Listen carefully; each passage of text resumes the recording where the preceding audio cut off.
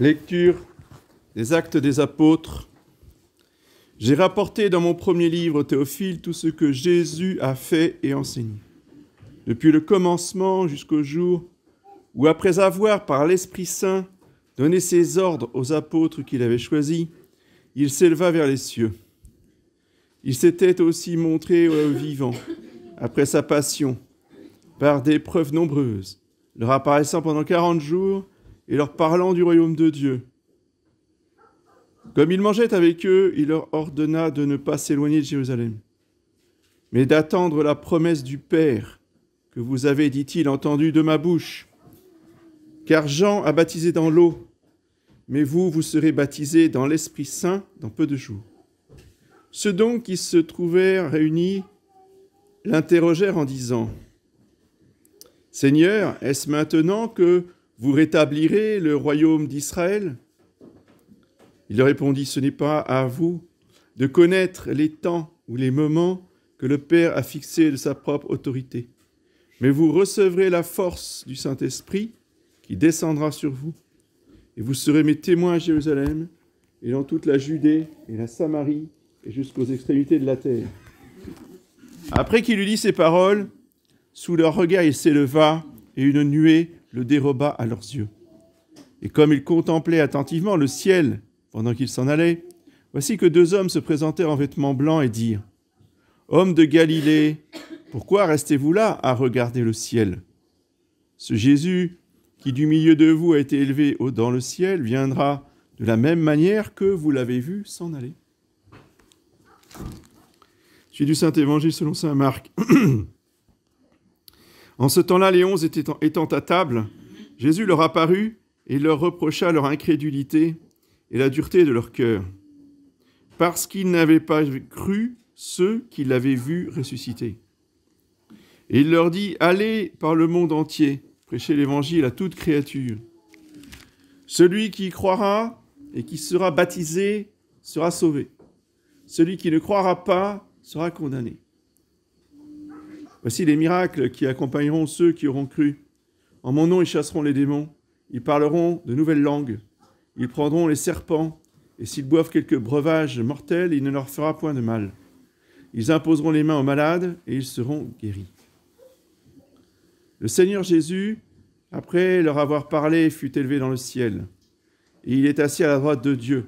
Pour eux, ils s'en allèrent prêcher partout, le Seigneur coopérant avec eux et confirmant leurs paroles par les miracles dont elle était accompagnée.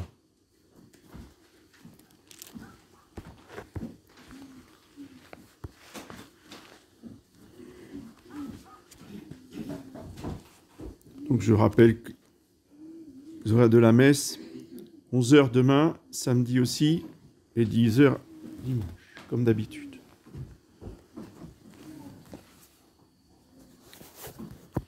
Au nom du Père et du Fils et du Saint-Esprit, ainsi soit-il.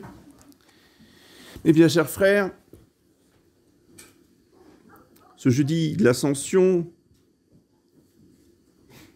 est une étape dans la vie liturgique qui est quasiment l'étape finale pour le cycle de Jésus-Christ.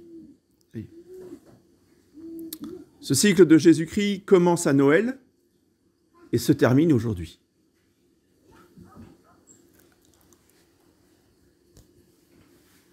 Ensuite, nous nous préparons au cycle du Saint-Esprit, avec la fête de la Pentecôte, et ensuite tous les dimanches après la Pentecôte. Il y a 25 dimanches après la Pentecôte qui couvrent justement toute la fin de l'année liturgique.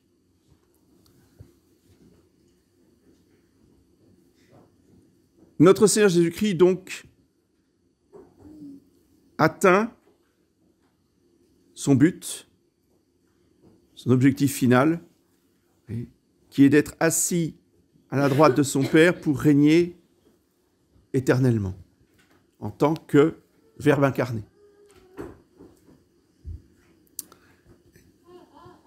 Avant, il régnait éternellement à la droite du Père en tant que Verbe, en tant que personne divine. à partir de l'ascension, il règne à la droite de Dieu, son Père, en tant que homme ressuscité.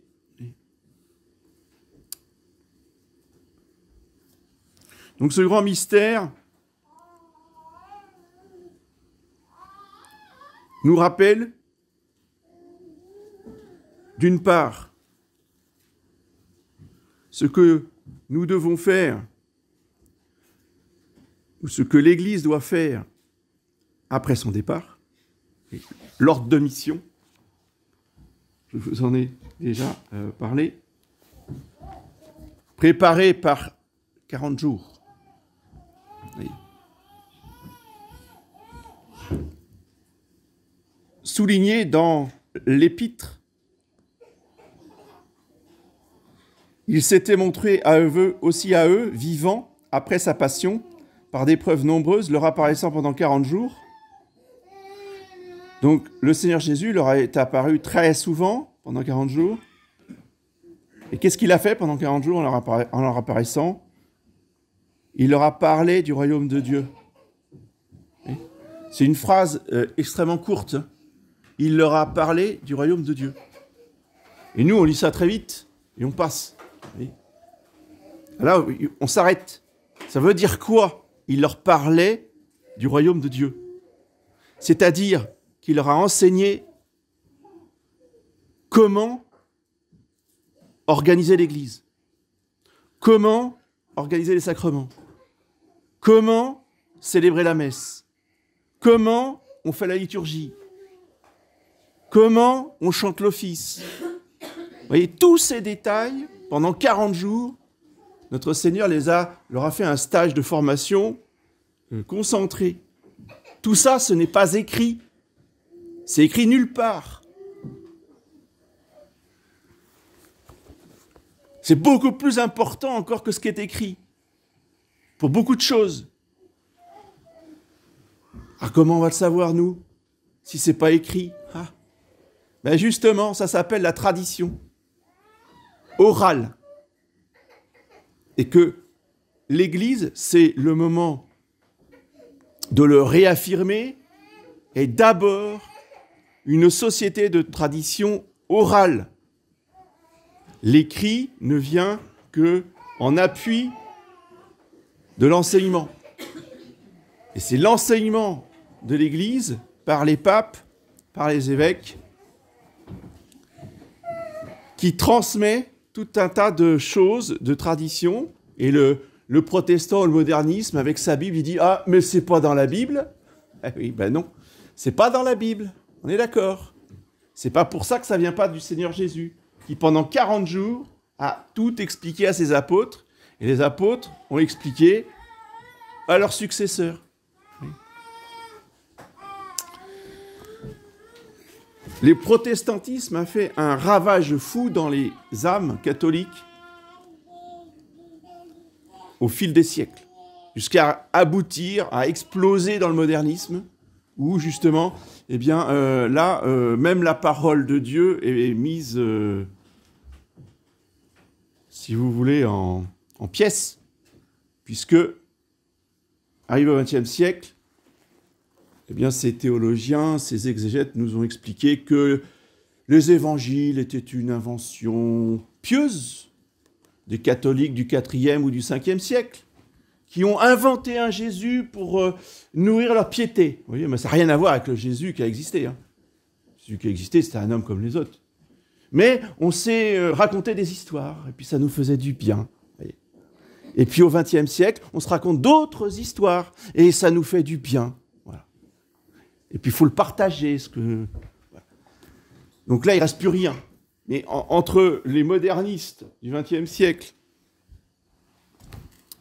et les catholiques d'avant, il y a eu cette étape du protestantisme, vous voyez, qui a éliminé la tradition orale, en disant que c'était des inventions des hommes. Vous voyez le blasphème? Vous entendez le blasphème? La tradition est une invention des hommes. Non, ce n'est pas une invention des hommes, c'est la parole de Jésus transmise de génération en génération en dehors des évangiles et du Nouveau Testament.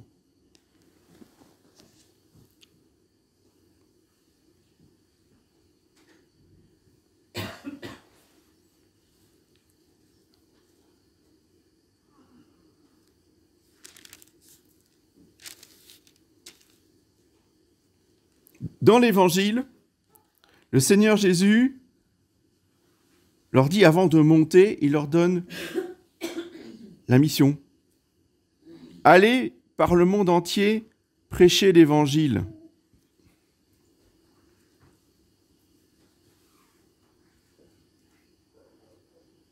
Prédicate Evangelium à toutes les créatures. Et ensuite, baptisez-les. Il y a un ordre. Ce qui est prioritaire, c'est l'enseignement. Ce qui en découle, la conséquence, c'est le baptême. Les sacrements. Donc on ne se précipite pas sur les sacrements. On attend, on se forme, on étudie, on adhère à toute la doctrine catholique contenue dans le catéchisme, voyez, et ensuite seulement, on arrive au baptême. Et que nous dit Jésus par rapport à ce baptême? Tous les mots sont importants. Il ne faut jamais lire ça trop vite. Celui qui croira et qui sera baptisé sera sauvé. Et l'Église a toujours enseigné ensuite, surtout au Concile de Trente, mais pas que, il était absolument nécessaire, voyez, d'être baptisé pour être sauvé. Il faut croire, être baptisé pour être sauvé. Par contre, pour être condamné, Jésus ne parle pas du baptême. Parce qu'il aurait pu dire aussi, et celui qui ne sera pas baptisé et qui ne croira pas sera condamné. Et il ne dit pas ça. Il dit juste, celui qui ne croira pas sera condamné. Ça veut dire que c'est la foi qui sauve. Avec le baptême,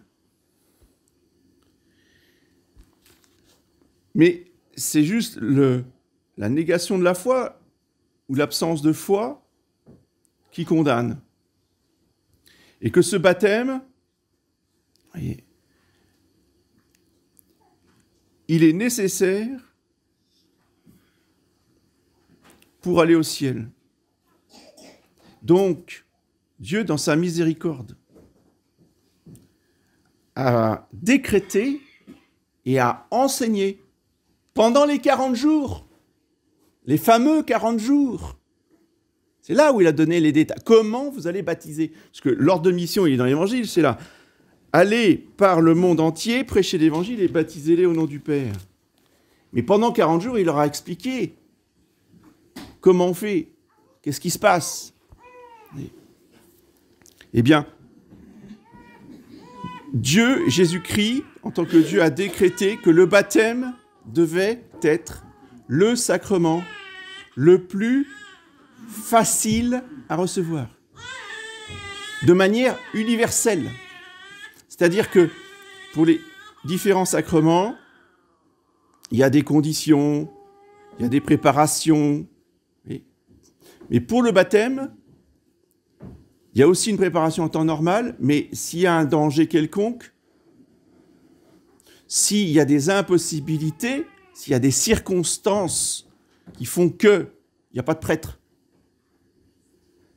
on est en pleine campagne, il n'y a pas un habitant, on est dans une toundra, il n'y a pas un habitant à 2000 km à la ronde.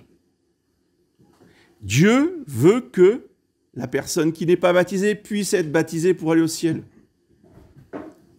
Donc, s'il y a une flaque d'eau boueuse, l'eau dégoûtante, mais il n'y a rien d'autre, eh bien, on prend l'eau boueuse et on verse sur le front de la personne en lui disant « Un tel, je te baptise au nom du Père. » Et ça y est, elle est baptisée. Alors, on ne peut pas faire plus simple, on ne peut pas faire plus facile. Bon, admettons qu'on est en plein désert, dans le Sahara, il n'y a pas une goutte d'eau à 100 km à la ronde, il fait 50 degrés. C'est ce qu'on fait pour être baptisé. Eh bien, on désire le baptême, on désire être baptisé. Et si on meurt de soif, si on tombe déshydraté, on est baptisé, on va au ciel.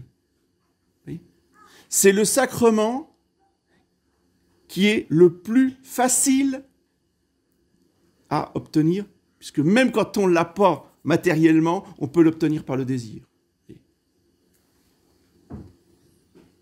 Remarquez qu'il y a un autre sacrement aussi qui est comme ça. C'est deux sacrements. Vous avez le baptême, vous avez l'Eucharistie. Parce que vous ne pouvez pas forcément communier à l'hostie en venant à la messe, mais chez vous, vous pouvez communier tous les jours par des communions de désir. C'est ce qu'on appelle la communion spirituelle. Deux sacrements qu'on peut obtenir par le désir. Fondamental. Tous ceux qui disent le contraire sont hérétiques. C'est clair, c'est dit.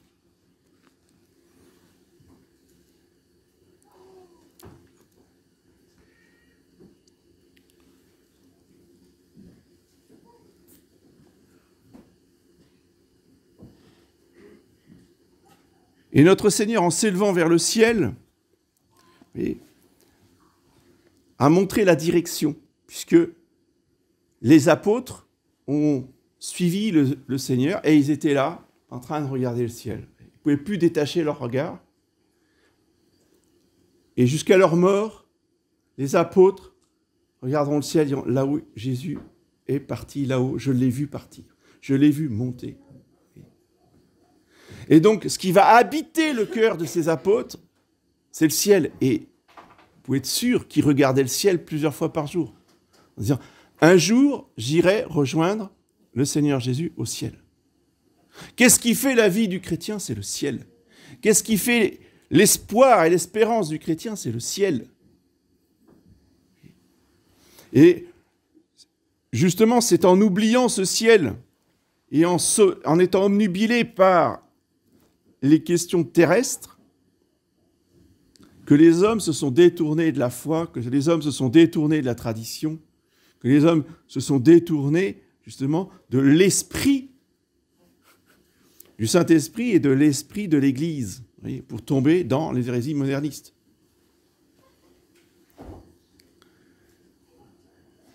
Donc, aujourd'hui, vous voyez, on a éteint le cierge pascal, mais il faut allumer la flamme du Saint-Esprit.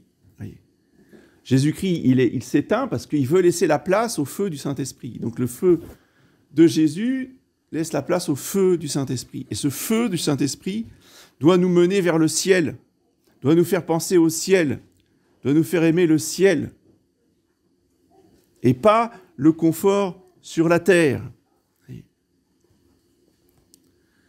Ceux qui vont le plus facilement au ciel, ce sont les pauvres. Ça a toujours été comme ça dans l'Église.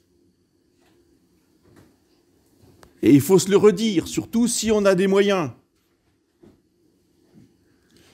Les biens temporels sont des tentations. C'est pas pour ça qu'il ne faut pas en avoir. Mais c'est pour ça qu'il faut bien les utiliser. C'est pour ça qu'il faut bien méditer le ciel. Il faut bien méditer la vanité des biens terrestres qui passent. Parce qu'un jour, ils arrivent et le lendemain, ils s'en vont. Et à la fin de notre vie, nous paraîtrons devant Dieu les mains vides. Celui qui a 15 maisons, comme celui qui est dépouillé de tout dans la rue, parce que à cause de malheurs ou de circonstances dramatiques, de guerre ou je ne sais quel autre malheur, les deux arrivent exactement dans le même état devant Dieu. Ils n'ont plus rien. Donc, n'oublions jamais que nous ne sommes pas là pour nous installer dans une petite vie confortable, et réalisons que nous sommes tous dans des vies très confortables, moi compris. Parce que quand on interroge ou qu'on s'intéresse aux conditions de vie de nos grands-parents ou de nos arrière-grands-parents, ben on se dit que nous, on est richissimes par rapport à eux. Oui. Et pourtant, ils pouvaient avoir des situations tout à fait correctes. Mais ils avaient un niveau de vie bien inférieur à nous.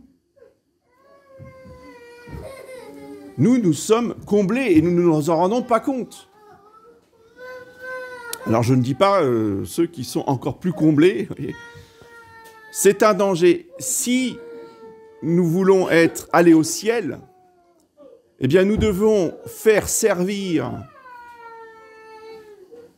nos biens, nos moyens temporels, quels qu'ils soient, de tout ordre, au service de la communauté, au service des autres. Oui. Ce qui sauve le riche, c'est la générosité, c'est l'oubli de soi. Oui. Ce qui damne le riche, c'est l'égoïsme et l'avarice.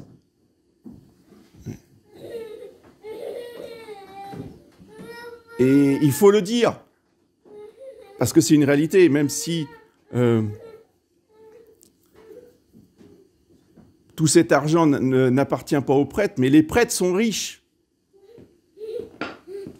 On brasse des centaines de milliers d'euros souvent, c'est pas le cas ici, je vous rassure, mais vous voyez ailleurs. Et il ne faut pas le reprocher, l'Église est riche. Oui, l'Église est riche, le Vatican est très riche. Bon. Alors, vous avez tous les impies qui en profitent pour dire, oui, voilà, l'Église, vous voyez, elle vit au milieu des richesses, de l'or, etc., enfin, des églises qui sont magnifiques. Mais oui, bien sûr, et c'est le danger. L'argent, c'est le danger des prêtres. Ce dont on ne parle pas suffisamment.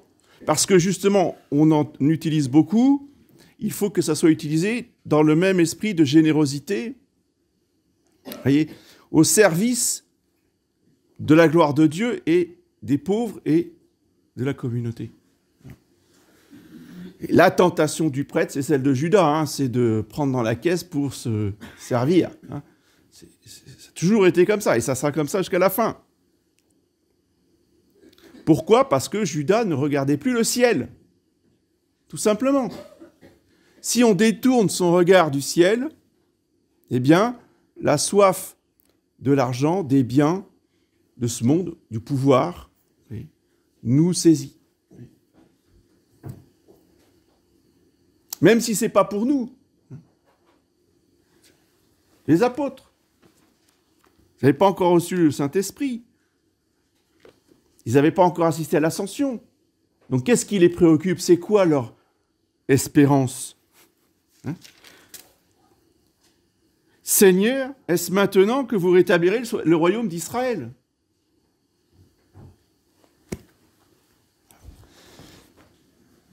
Oui, nous nous battons pour que se réalise le règne du Sacré-Cœur sur terre, parce qu'il nous l'a promis et que c'est notre devoir. Mais en même temps, il faut en être très détaché. On ne le verra peut-être jamais, c'est pas grave. On ne se bat pas pour avoir une place. Oui. Il y en a trop qui ont trop entendu. Quand nous aurons le pouvoir. Et attends, tu te crois pour qui, là ? Ça va, ouais ? Quand j'aurai le pouvoir ? On n'aura peut-être jamais le pouvoir. Qui nous dit qu'on ne va pas mourir martyr dans 1 an ou 2 ? Bon, alors on se calme. Nous sommes là pour le ciel. Nous ne sommes pas là pour avoir une place dans le gouvernement du grand monarque. Vous voyez ce que je veux dire ? Surtout ces messieurs-là qui... Ça rêve pas mal. Non, pensez au ciel, pensez à avoir une place au ciel. Ça, oui, d'accord. Notre ambition à nous, c'est que nous puissions avoir notre place au ciel, près du Seigneur Jésus, le roi des rois, le Seigneur des seigneurs. Voilà. Ça, c'est important. Ça, c'est le but de notre vie. Que nous ayons de l'argent ou pas d'argent, que nous ayons des moyens ou pas de moyens, peu importe, on est tous égaux à ce niveau-là, et nous pouvons avoir une récompense éternel dans le royaume de notre roi, en n'oubliant pas qu'en tant que catholique, épître de Saint-Pierre, vous êtes un peuple de rois. D'accord ? Nous sommes tous des rois de la royauté de Jésus-Christ. Bon, alors, les titres, les blasons et les châteaux, on s'en fiche complètement. Même si on les a. Je ne dis pas qu'il ne faut pas les avoir. Je ne suis pas un révolutionnaire. Ce que je veux vous dire, c'est que nous, on s'en moque. Ce n'est pas notre fierté, ce n'est pas notre raison de vivre. Notre raison de vivre, c'est d'être des rois en union avec Jésus-Christ.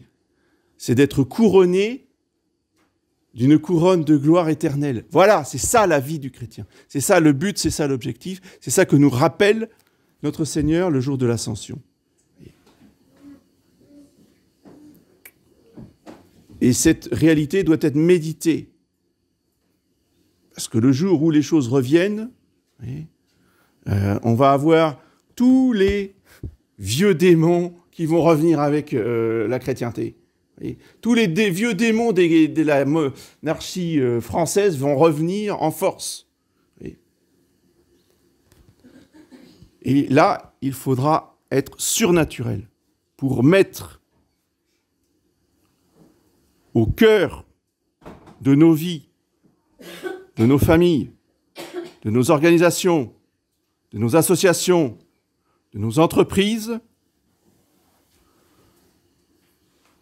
la réalité surnaturelle, supérieure aux réalités naturelles, et qui d'ailleurs garantissent le bon fonctionnement des hiérarchies naturelles. Et ça se prépare dès maintenant. Et ça se prépare comment ?